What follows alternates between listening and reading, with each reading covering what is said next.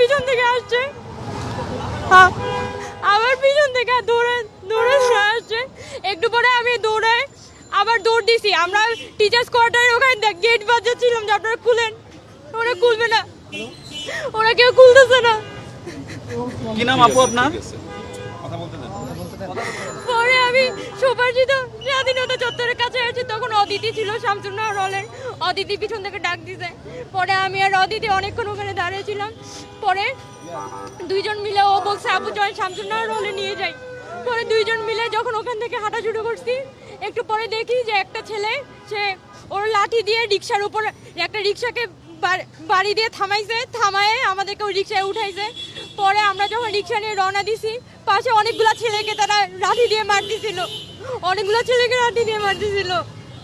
পরে আমরা ঢাকা মেডিকেলে চলে আসছি ওখান থেকে।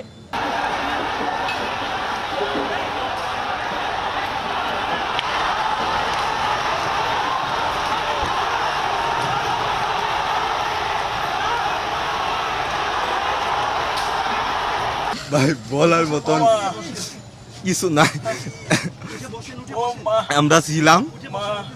আমরা চলে আসতেছিলাম, আমাদের বোনদেরকে ওই জায়গায় ছাত্রলীগ পিটিয়ে আতর্কিতভাবে পিটাইতেছিল।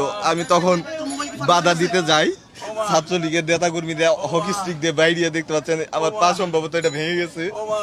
এইদিকে পিছন দিকে একেবারে বর্বর কায়দায় যেভাবে হামলা করা যায় করছে আর কি।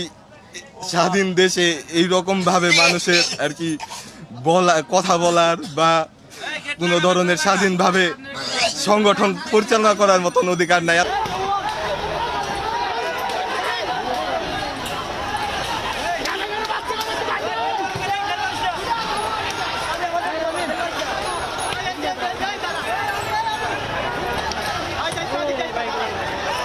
আমাদের এখানে 150+ আমাদের শিক্ষার্থী আছে যাদের উপর অতর্কিতভাবে হামলা হয়েছে। তারা খুবই বিভৎস অবস্থায় আছে। আপনারা হয়তো ভিতরে ঢুকতে পারলে আপনারা দেখতে পারতেন। শুধুমাত্র একজন ডাক্তার পাওয়া গেছে, তাকে আমরা আসার জন্য বলছি, সে 20 মিনিট সময় নিয়েছে, আধা ঘন্টা পার হয়ে গেছে, এখন পর্যন্ত কোনো ডাক্তার নাই। প্রায় 50 জনের মতো মেয়ে আহত এবং ছেলেরা অনেকেই রক্তাক্ত। আপনারা ভিতরে গেলে দেখবেন যে কি বিভৎস অবস্থা।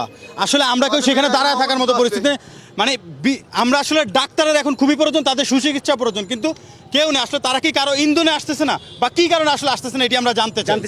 আমরা আজকেই মিছিল বের করব। আমরা চিকিৎসার ব্যবস্থা করে আবার ক্যাম্পাসে মিছিল বের করব। আমাদের যে আন্দোলন, সেই আন্দোলন চলবে, সেই আন্দোলন কখনোই থেমে থাকবে না।